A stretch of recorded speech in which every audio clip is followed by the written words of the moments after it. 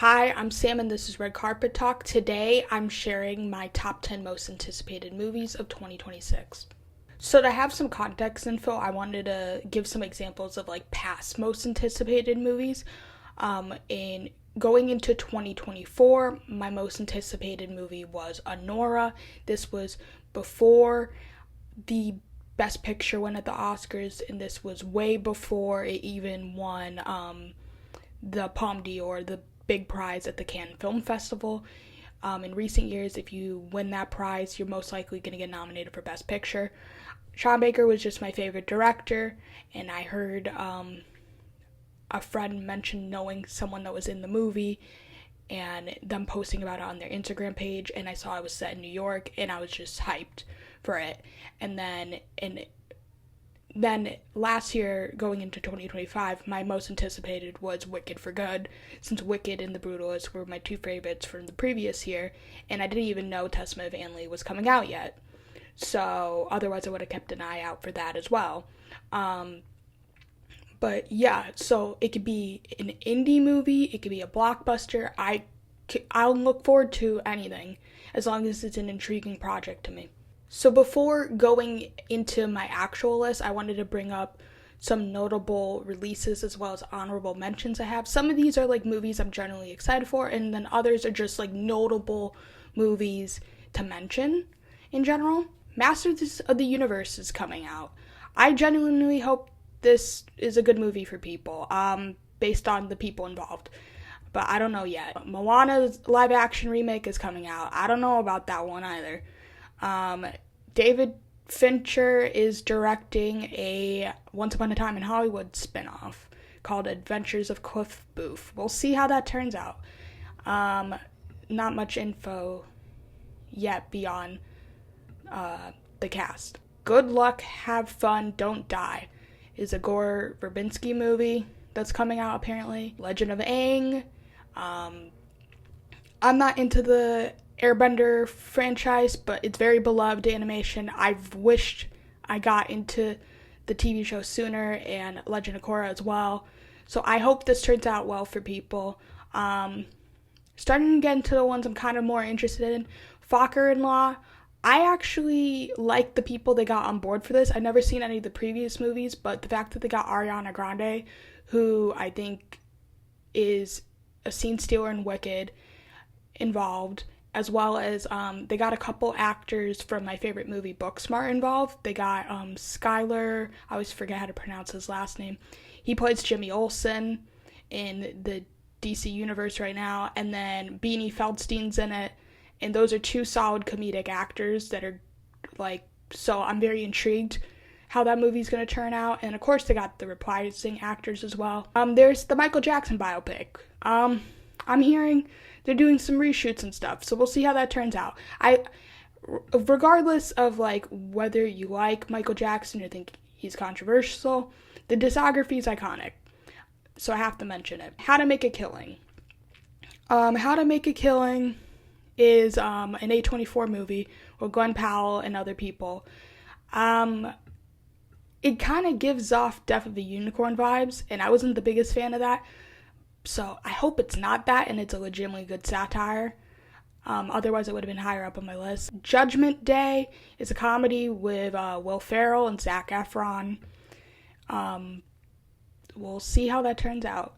Project Hail Mary is the Ryan Gosling movie based on source material by the guy who wrote The Martian. Ryan Gosling's one of my favorite actors, and they got some other interesting people involved as well.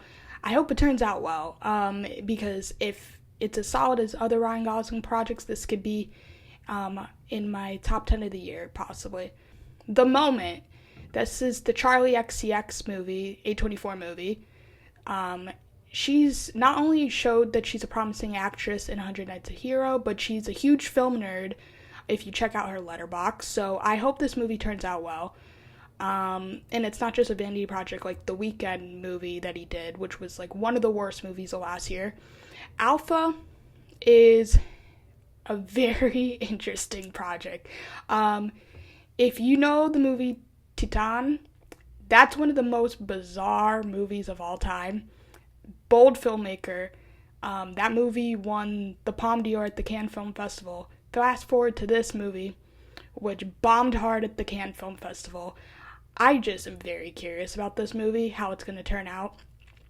Eddington didn't do well at the Cannes Film Festival either last year, and I ended up liking that movie. So I'm hoping that's the case with this. I hear there's some interesting allegories going on with it, and it seems to be original concept. So I hope I just get some interesting, bold filmmaking that's just unlike anything I've ever seen before, similar to Titan. Jumanji 4. I have fun with these movies. Are they like Oscar contenders per se? No. They're fun.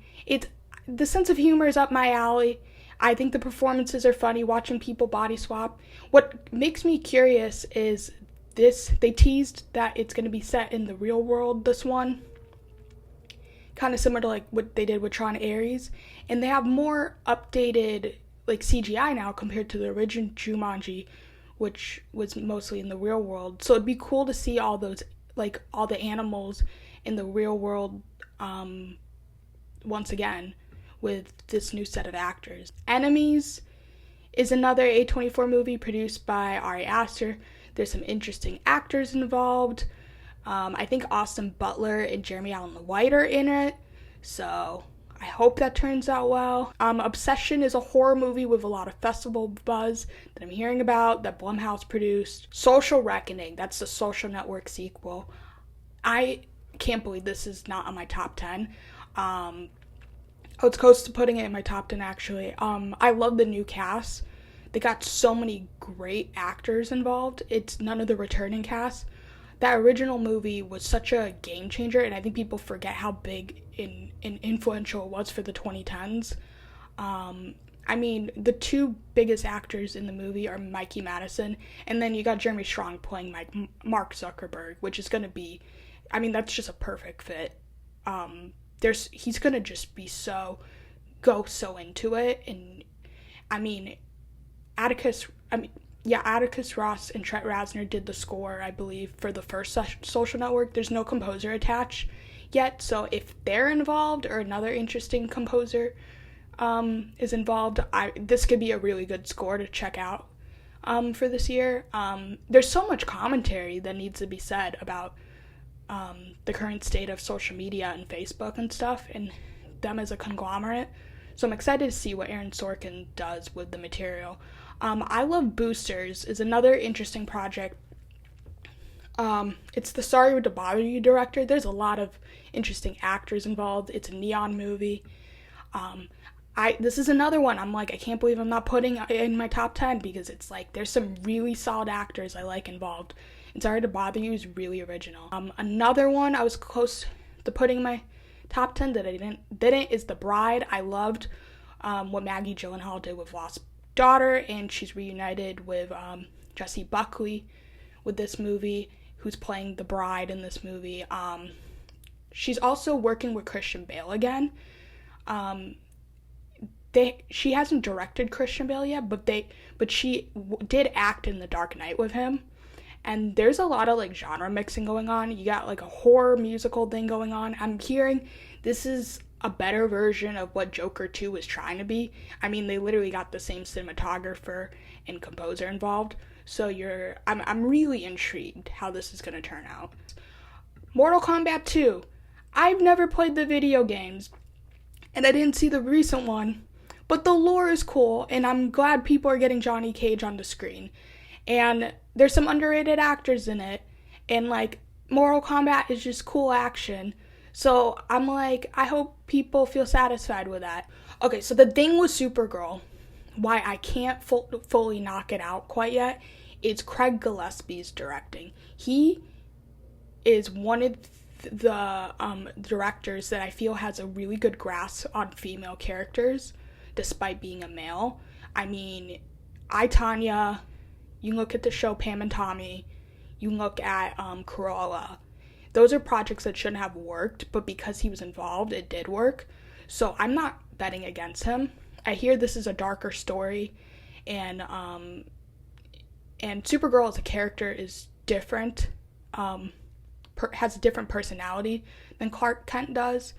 So I know the first trailer they dropped, you don't really say that darker tone quite yet since it is a teaser, but I hope we get that darker story like I heard the source material is. And I'm just curious how this ties in with the rest of the DC universe. And I like Millie Alcock's take on Supergirl so far, even though it was brief. Some people it rubbed the wrong way, but me it didn't. So I'm very curious. I really hope it turns out well, since I'm rooting for it. Another honorable mention is Practical Magic 2. The bar is really low. I don't think the first is a good movie, but it's a fun movie. And you got the returning cast. More importantly, the director is the Bird Box director. That's a movie I didn't think should have worked with Sandra Bullock, that did. And she also directed After the Wedding, which is an international film that's super underrated with Mads Mikkelsen. So I am excited for this movie. You don't even need to be a great movie. You just need to be a fun movie with this movie. So, yeah, I'm excited for Practical Magic. And then I have like 5 more, and then I'm done with my honorable mentions. Toy Story 5. They ended it. Do we need to continue? No. But all of the Toy Story movies are solid nonetheless. And here, there's going to be some intriguing social commentary in it. And you know what? You got Andrew Stanton, who's directed some of the best Pixar movies of all time involved. And so I'm not going to fully bet against it yet. Next on my list is Digger. Digger is the Alejandro G. Inarritu movie. I like Birdman. I like The Revenant. More importantly, I like that Tom Cruise is doing a role that kind of seems like a modern version of Magnolia. Like when he did Magnolia with Paul Thomas Anderson, it kind of seems like he's going back to doing a prestige movie again. I'm all here for that, rather than movie star Tom Cruise. I like that side too. But, yeah. And then, of course, you got a really good cinematographer involved as well. So I think that's a very promising project. I hope it turns out good. The next one, I'm so bummed I didn't put in my top 10, but it was just like really tough. I have the movie Whistle. This is a horror movie with Sophie Nélisse, who most people are not familiar with unless you watch Yellow Jackets. She plays young Shauna on that show. Very underrated upcoming young actress that is like someone more people should be keeping an eye on going forward. And Daphne Keane is in this movie. They're apparently playing a couple, and it's a horror movie with a really interesting concept, so I'm very excited for it. Next on my list is A Place in Hell, which is directed by the same director who did Fairplay, except this time instead of Wall Street, I believe this movie's set in a law firm, and you got Michelle Williams and other interesting rising actors involved, and Neon is distributing it, so I'm very intrigued. If it's, you're going to get interesting social commentary similar to Fairplay, most likely. And then the last movie in my honorable mentions is Clayface. I actually really like Clayface as a DC villain. Very cool character. There's a lot of potential here. Mike Flanagan wrote it. I think the only thing that's making me hesitant right now is the director choice. Since the director, I'm only familiar with them because they directed Speak No Evil, the American remake with James McAvoy, which is a good movie, but it just wasn't. I love the original international film. But I think this project has a lot of potential. It seems, I like that DC is doing like a body horror movie, and they're taking a risk. I don't think we really see many like horror superhero movies, and the fact that I'm hearing comparisons to The Substance, and The Substance is like a really good movie, since apparently the main character is going to be an actor, and then kind of like warps into this like kind of monstrous figure with a Clayface. I think it's going to be interesting. And then I saw Naomi Ackie is involved, and she's a really promising actress who I don't think gets enough credit right now. She's super underrated. But she's good when she does pop up and stuff. And so I was close to putting this in my top 10, but I didn't quite do so. But yeah, a lot of these are interesting projects, honestly.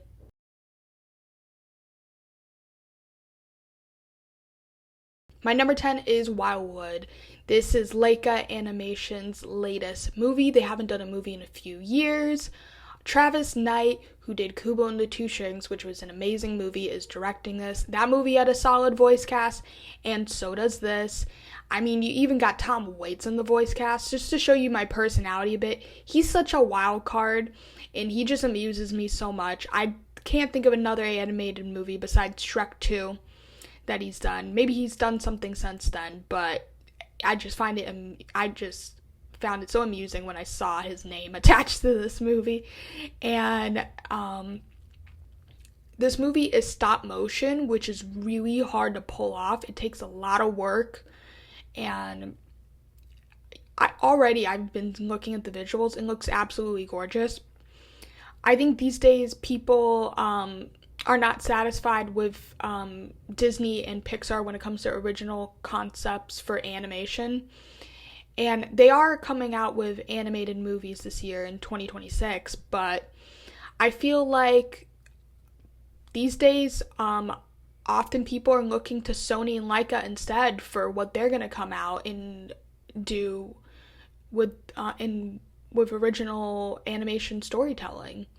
My number 9 is Avengers Doomsday. The Russo brothers are back. I know a lot of people see this as a desperate move by Marvel, but let's be honest, the Russo brothers have been solid so far with their movies, with Infinity War and Endgame. And you know who else is back is Alan Silvestri. He's done the score, I believe, for all the Avengers movies so far. And some of my favorite pieces he's ever done in the MCU are in Endgame. So I'm looking forward to see what he does in Doomsday. Of course, you have the all the cast that they announced on the chairs coming back for this movie. You even have people from like the X-Men universe coming back for this movie that I never thought would be coming back. Like Alan Cumming. I love The Traitors, but I never thought I would see him in a Marvel movie again. Crazy to me. That chairs thing annoyed a lot of people. I think back on it fondly, and I love laughing at the absurdity of it all. Just the slow reveal of all the names is hilarious to me. Right now, people are questioning the marketing between the chairs and then the 2 teasers they dropped so far, the one for Steve Rogers and Thor. I'm going to be honest, the first Steve Rogers one felt like a post-credit scene to me, and honestly, you can kind of say the same with the Thor one, but even though the teasers are underwhelming for me, I'm not going to bet against the movie, because it's another movie that I didn't think had good marketing that was in my top 10 last year, Fantastic Four. So I'm going to wait and see before I comment on the marketing. I like the storyline that they're teasing, that they tease in Fantastic Four with, it seems like Doom's going after superhero kids, whether it be the Fantastic Four, it seems like Steve Rogers has a kid now, and Thor has a kid, so it seems like he's going after all the kids, and I know the other 2 teaser trailers haven't dropped yet, at least as I'm recording this, and I'm hearing rumors on who could it be potentially in those teasers, so it's interesting to see if they'll continue that motif of possible superhero kids that could be kidnapped by Doom, which I think raises the stakes when it's more personal, as seen by Fantastic Four. And, I mean, Avengers always delivers on a great opening day experience. When you watch it with a crowd, everyone's so hyped and pumped, and you just have hardcore fans that, like, freak out over all the Easter eggs, and it's just, I love experiencing that always, so I'm very excited for that aspect as well. My number 8 is Onslaught. So this is an A24 movie directed by Adam Wingard, who most people here probably know from the Godzilla x Kong movies. It's interesting because he's going to be working with Dan Stevens and Rebecca Hall, who have been in those movies, and there's some interesting people in the cast. Audrey Arjona, she's very much on the rise right now, and I like a lot of the projects she's doing. She's not playing it safe. She's doing a lot of like intriguing projects right now. Michael Biehn. I haven't seen Michael Biehn act in a while, so I was like, when I saw his name, I'm like, I want to see what he does with an A24 movie. Drew Starkey is kind of like an A24 darling right now. He was in Queer. the Daniel Craig movie. So yeah, I'm interested to see Adam Wingard do an original concept. I feel that's something people have been clamoring for a while now, and we're finally getting it. My number 7 is Disclosure Day. Spielberg is directing a new UFO movie. He's done Close Encounters of the Third Kind, which I'm going to admit I haven't seen before, but I plan to watch before this movie comes out. He's also done E.T.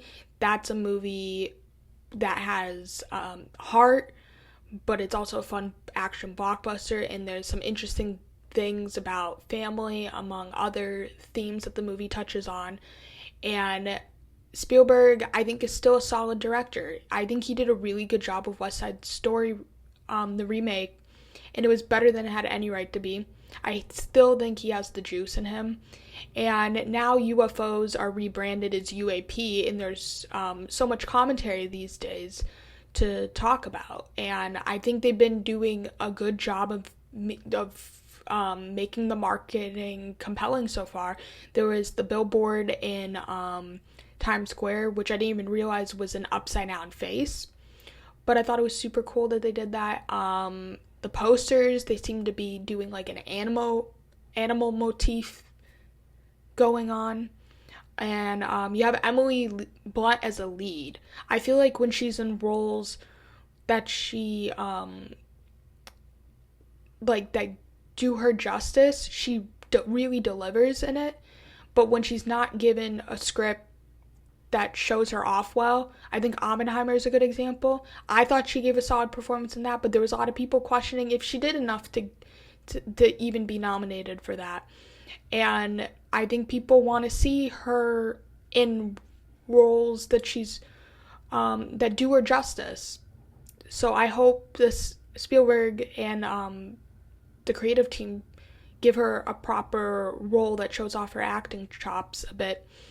And there's other solid actors like Colin Firth and Coleman Domingo. You got rising stars like Josh O'Connor, who had a really good year last year. Eve Hewson, she was in a really underrated movie called Flora and Son that I really enjoyed. And she also showed up in Jay Kelly last year in a really small role, but I liked what she did with it. And John Williams is doing the score. I mean, John Williams and Steven Spielberg have made so many good scores together. So this is a movie that I think is going to be good. My number 6 is Wuthering Heights. I'm super hyped for this. I like a good Valentine's Day release. I mean, you got like Deadpool, which was an unconventional superhero romance movie. Last year you had Heart Eyes, which was like a horror rom-com. I mean, this is probably going to be way better in quality than the 50 Shades of Grey movies were. You're going to get like a steamy period piece. I mean, in the trailers with Jacob Elordi and Margot Robbie, when you see Jacob Elordi with the long hair, he's giving Daniel Day-Lewis and The Crucible vibes, to me at least. And I love that movie. So I'm curious to see what Emerald Fennell does with this. Emerald Fennell is one of my favorite creators right now. I first was introduced to her in the show Killing Eve. She worked on season 2 of that show. And some people felt that was underwhelming compared to season 1. But Villanelle is just one of the most complicated female characters of all time. She's honestly my number 1 favorite female character of all time.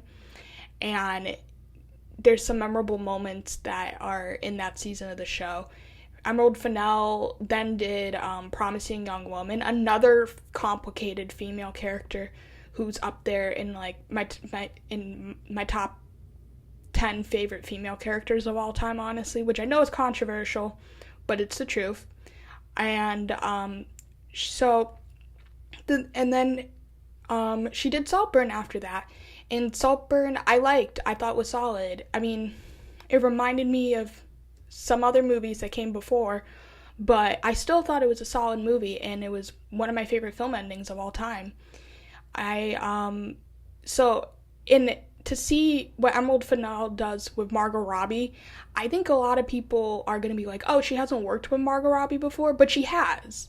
Because Margot has produced Promising Young Woman and Saltburn underneath her production company. And Jacob Elordi, she's worked with on Saltburn. And then the composer she has attached to this has done Anthony Willis. He's done the score for both of those movies as well. And this time, in addition to the score, we have Charlie XCX doing the soundtrack. Charlie XCX had a needle drop in Promising Young Woman. So technically, like, Emerald Fennell has showed before interest in using Charlie XCX's Charlie XCX's music in her movies. And Charlie XCX, like I said earlier, she's a film nerd. So I'm excited to see what she does with the songs she drops for this movie. I've liked what they teased in the trailer so far. Hong Chow is supposed to be in this. I thought she was really good in her supporting roles in The Whale and The Menu. So I'm excited to see Hong Chow in this. And there's supposed to be some interesting class commentary in this, kind of like Saltburn, I guess you could say.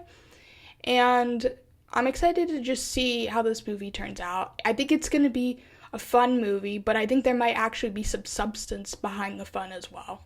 My number 5 is Mandalorian and Grogu. I mean, I'm a huge fan of the TV show, and the first 2 seasons I think are very solid and just great storytelling, but great visuals and great craftsmanship as a whole. So that's what I expect from this movie. Ludwig is doing the score. Honestly, this might be controversial, but his theme and his Mandalorian theme might be my favorite Star Wars piece of music, even more so than John Williams.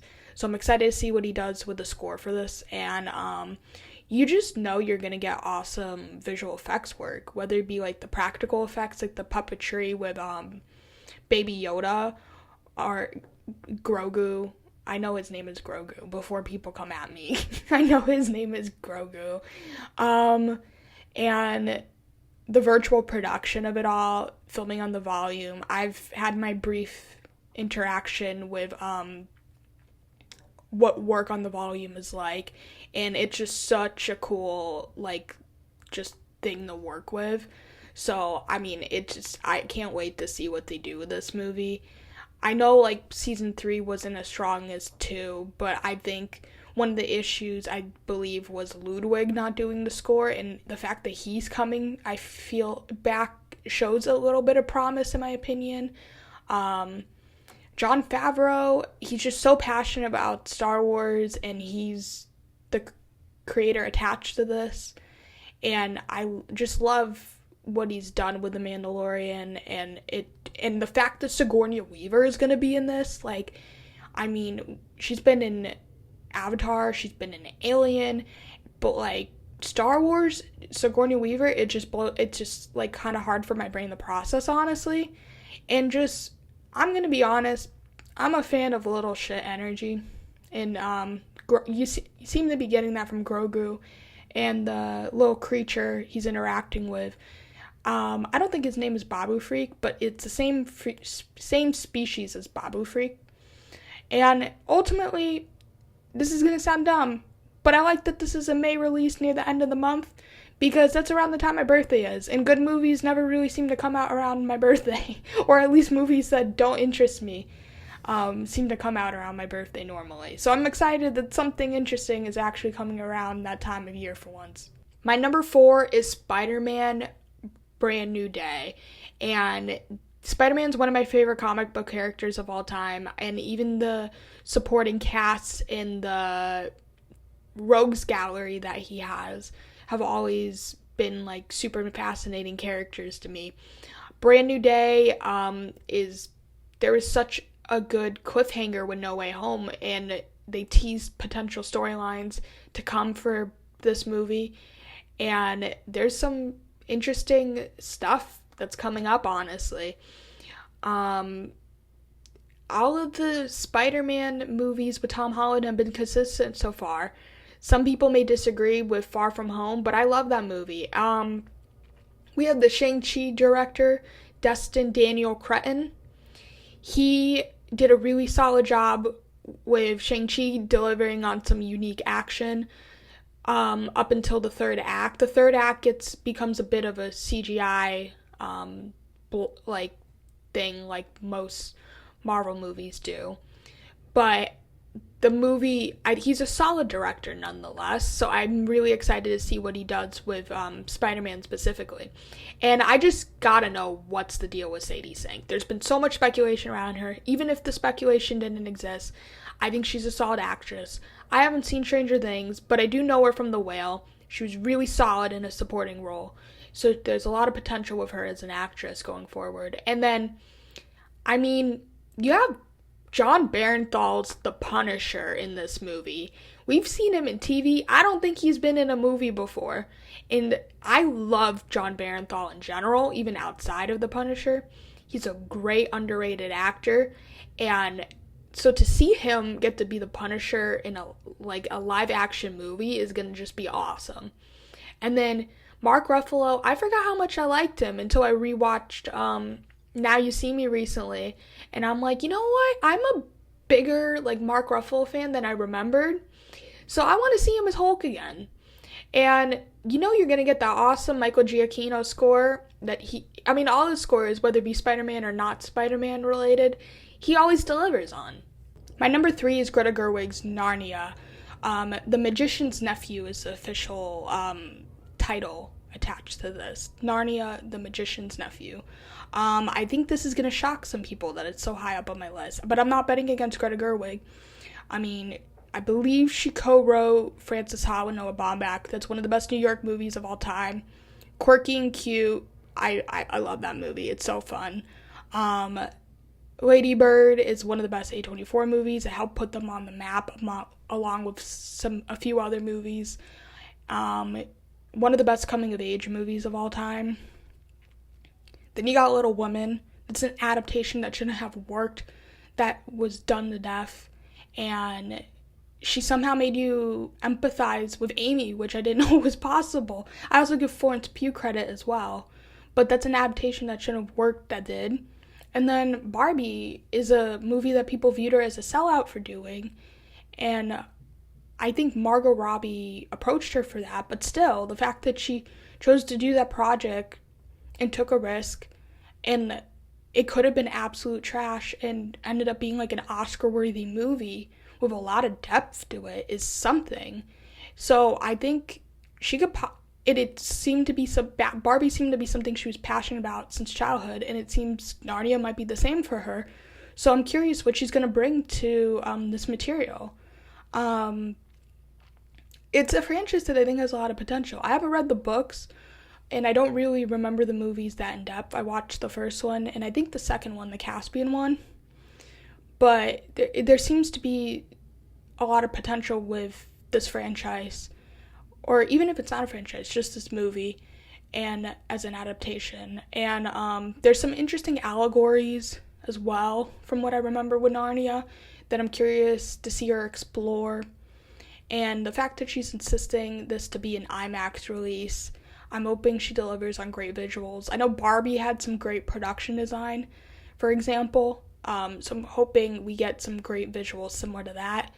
And the cast is honestly interesting. Emma Mackey as the witch. I mean, it's hard to top Tilda Swinton, but we've seen other people take on iconic roles that we thought could never be done justice besides that one person who had already done it, and people managed to make it work. So I'm Emma Mackey. I haven't seen a ton of her yet. I did see her in at least one movie, Ella McKay, recently, and I liked what she did with that movie. So I'm curious to see her in a more, I guess, villainous role with the White Witch. You got Carey Mulligan in the cast. My favorite performance from her is Promising Young Woman, which I mentioned earlier. And then Denise Gao, I don't know how to quite pronounce her name, from Andor. She was the female villain character in Andor, and that's a very complex female character who I thought was very intriguing to watch, and her arc in the show as a whole was very compelling. So I'm glad to see Greta Gerwig cast her in this and is taking a chance on her. And I can't wait to see what she does next, even beyond this project. My number 2 is Dune Part 3. I mean, Denis Villeneuve has such a great grasp on the sci-fi genre as a whole. That is my favorite genre of any genre in movies, and he delivers on philosophical concepts, social commentary, and moral dilemmas so well with his Dune movies. And I watched Dune Part 1 and 2 before I read the book, so now that I've read the book, I appreciate the subversive storytelling of being told in the Dune movies even more. I view especially Dune Part 2 as an anti-biblical epic, and I like what the Dune franchise has to say about like the Chosen One archetype. And this movie specifically is based on Dune Messiah, which speaks for itself. There's so much social commentary about fanaticism in the books and in the movies, and I'm curious where it goes, even though like some people say the later books jump off the deep end a bit. But I mean, so far Denis and the cast have delivered, and there's a lot of people reprising their roles in this who have consistently delivered with their performances, not just in the Dune movies, but outside of the Dune movies as well. And you got new additions as well, like Robert Pattinson. I remember when Dune Part 2 came out, people were like, what's the deal with Austin Butler and Florence Pugh? How are they going to fit into this? And now I feel the same way about Robert Pattinson. I love him as an actor, and I'm like wondering how he's going to fit in all of this. I love the Hans Zimmer score in Part 2. That's like my favorite Hans Zimmer score of all time, and he's given us so many good scores over the years, and I was so upset that it was disqualified for the Oscars. I get why it didn't fit their rules, but it was just such a bummer, and I really want another solid score like that once again with Dune Part 3. I mean, I just want like an epic action blockbuster that's thought-provoking as well in IMAX, and I can't wait to see it in that format. My number 1 is The Odyssey. I mean, oh my god, is there a lot to say about this movie? Wow. Christopher Nolan, he's doing another historical epic following Oppenheimer. I know he's technically done Dunkirk before too, which played with timelines a bit as well, but I feel like he really he mastered, because it wasn't a perfect movie, Oppenheimer, but it was still a masterful piece of work, what he did with the historical epic with that, and it's just, I mean, I can't wait to see what he does with The Odyssey, which is just one of the most influential stories of all time. And it seems like there might be some hints of the Iliad and the Trojan horse as well in this movie, so we might get some like flashbacks. We know no one likes to play with time.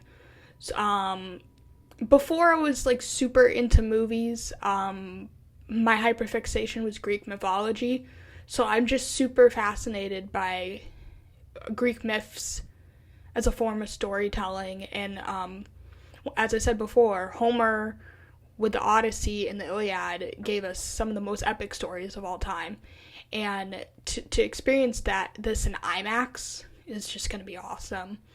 I think the official trailer, I wasn't initially sure about like Matt Damon's casting as Odysseus, and it sold me more on the casting, and there's certain Easter eggs they've been teasing with the trailer, and also like the trailers or teasers so far, and just like promotional photos they've been dropping that I'm excited to see play out. You're gonna get awesome practical effects and just production design. Like, I'm hearing the stories about like the building of the Trojan horse and the boats and all this, in the Cyclops and just all the stuff that we're gonna see in the movie, and it just sounds awesome to me. The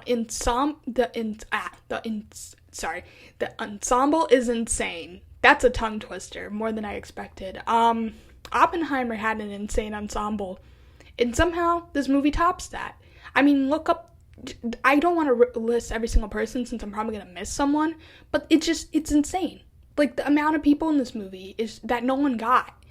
And you can tell they want to be part of something big and epic that's just never been done before. And I just want to see Nolan stick the landing for it so badly. And similar to Oppenheimer, he got Ludwig back to do the score. Ludwig, I felt, did such a good job with the Oppenheimer score. I was talking about Hans Zimmer's score with Dune Part 2 earlier. Oppenheimer was a great score as well. And I can't wait for this movie. It's just going to be awesome, to be honest. It better be, because if it's not, it's going to be the biggest disappointment of all time. I hope you had fun listening to this discussion on upcoming movie releases in 2026. Make sure to like, comment, and subscribe.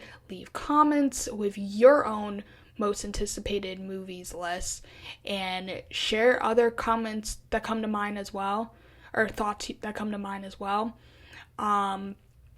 If you like this and you want to see more content from me, you can find my short movie reviews on this YouTube channel, as well as TikTok and Instagram. My out of the theater reactions are around a minute, so they're very short compared to this. And I plan to do a video later this month covering the Oscar nominations once those are announced. Bye.